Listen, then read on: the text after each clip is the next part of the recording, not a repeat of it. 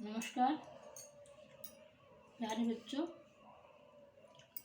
आज हम बात करेंगे बच्चों से ही नहीं, प्रोफेशनल्स से भी और अध्यापकगण से भी। जब भी आप एक विशेष अध्यापक कोई प्रशिक्षण प्राप्त करता है या विशेष बच्चों के लिए कार्य करने के लिए तैयार होता है, तो उस दौरान उस कोर्स या उस अध्ययन के साथ साथ उन्हें एक मल्टी डिसिप्लिनरी टीम के साथ काम करने का मौका मिलता है।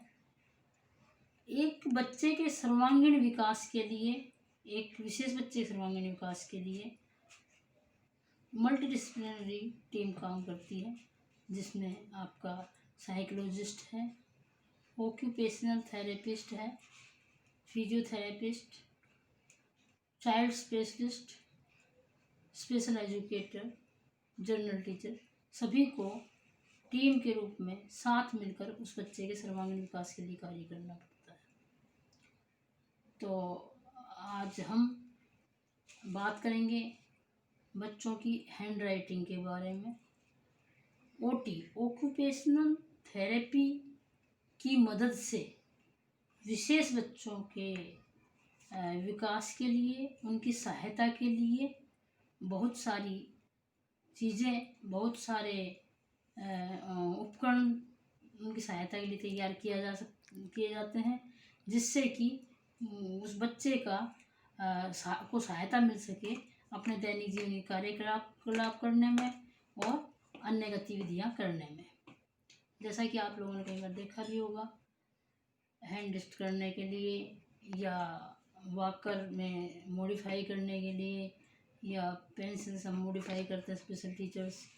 इसी तरह से बच्चों की हैंड राइटिंग में भी हम ऑक्यूपेशनल थेरेपिस्ट की मदद से अपने बच्चों के लिए जानकारी लेकर के उसके अनुसार कार्य कर सकते हैं।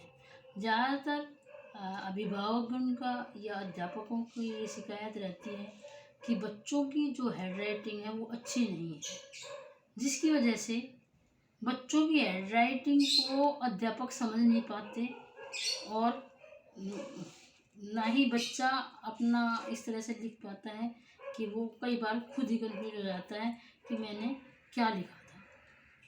तो आज हम गुड हैंड राइटिंग स्किल को इम्प्रूव करने के लिए ओटी बेस्ड एक्सरसाइज के बारे में बात करेंगे, जो अभिभावक बच्चों और के साथ साथ अन्य अध्यापकों प्रोफेशनल्स के लिए भी प्रभावी रहेंगी। सबसे पहले ऑक्यूपेशनल थेरेपी के अनुसार बच्चों के जो गुड हैंड राइटिंग है उस पर संवेदन इमोशनली अगर बच्चा स्ट्रॉन्ग नहीं है तो भी उसको फ़र्क पड़ता है। बहुत सारे वातावरण के फैक्टर हैं जो बच्चे की हैंड राइटिंग को प्रभावित करते हैं और बच्चे का अटेंशन को प्रभावित करते हैं। उससे भी बच्चे कई बार गलत हैंड राइटिंग लिखते हैं या अच्छी हैंड राइटिंग नहीं लिखते। तो आज हम बात करेंगे इन्हीं कुछ एक्सरसाइज के बारे में, जो आप, मैं और अध्यापक या अभिभावक सभी अपने बच्चे के साथ घर में भी प्रयोग कर सकते हैं, विद्यालय में प्रयोग कर सकते हैं।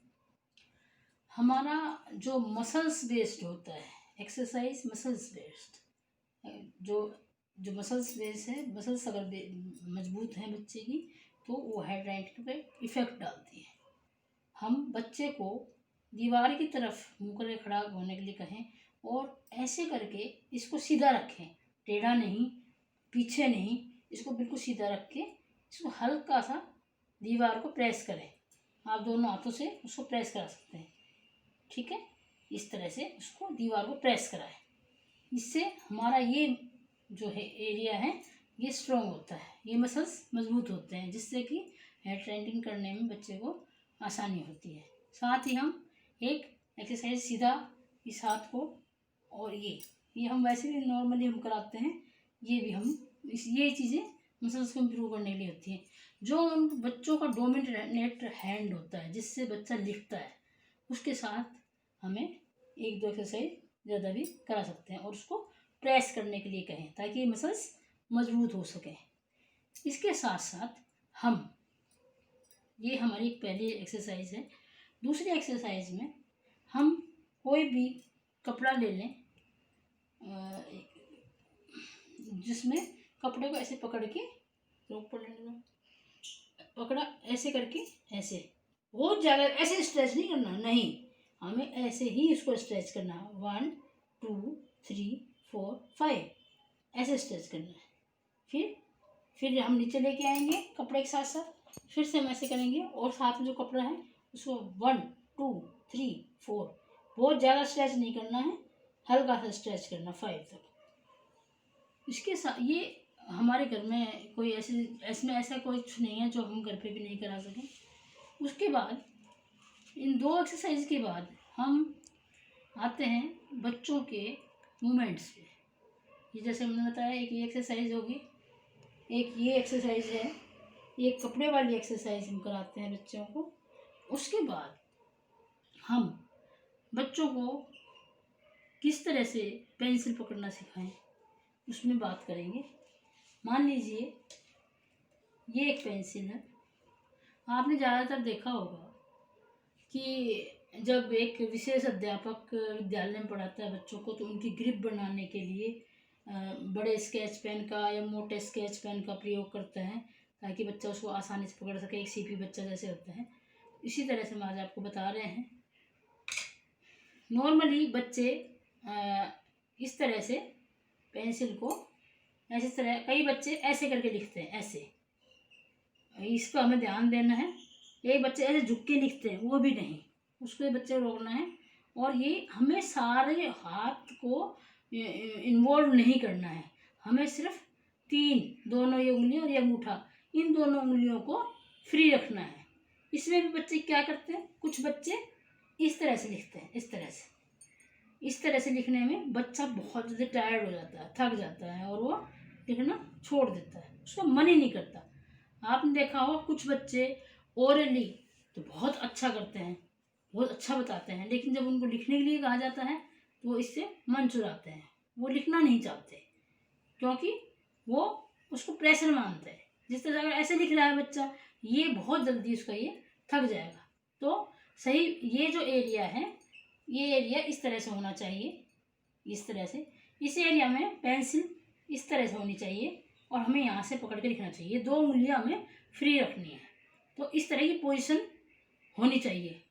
और बच्चे को प्रोत्साहित करने के लिए हम पेंसिल या पेन है उसकी नोक पे कोई कलरफुल धागा या कोई चमकीली चीज़ हम बांध सकते हैं, जिससे बच्चे को ये एहसास रहे कि ये मुझे यहाँ से पकड़ना है, ठीक है। और ये इस तरह से हम उसको लिखना सिखा सकते हैं। और इस बात का ध्यान रखें कि बच्चा ऐसे नहीं करे और सारी उंगलियां इन्वॉल्व ना करे। तो ट्राइपॉड पोजीशन में हम उसको इस तरह से टिका के बच्चा लिख सकता है। इसके अलावा देखने में ही आता है कि जब बोर्ड पे अगर कुछ टीचर लिख रहा है और बच्चे को लिखने के लिए कहा जाता है तो बच्चा भी जो लिखता है, जो वहाँ पे देख के लिख रहा है, बार बार ना देखना पड़े, वो उसको एक बार देख लेता है और फिर लिखना स्टार्ट कर देते हैं। उसमें भी वो कुछ मिसिंग कर देता है, कोई अक्षर छोड़ देता है, कोई संख्या छोड़ देता है। क्यों छोड़ देता है? क्योंकि विजुअल परसेप्शन के कारण। विजुअल परसेप्शन अपने आप में एक बृहत, एक बड़ा कॉन्सेप्ट है। इसके हम गहराई में ना जाते हुए हम आपको एक सरल वो बताते हैं।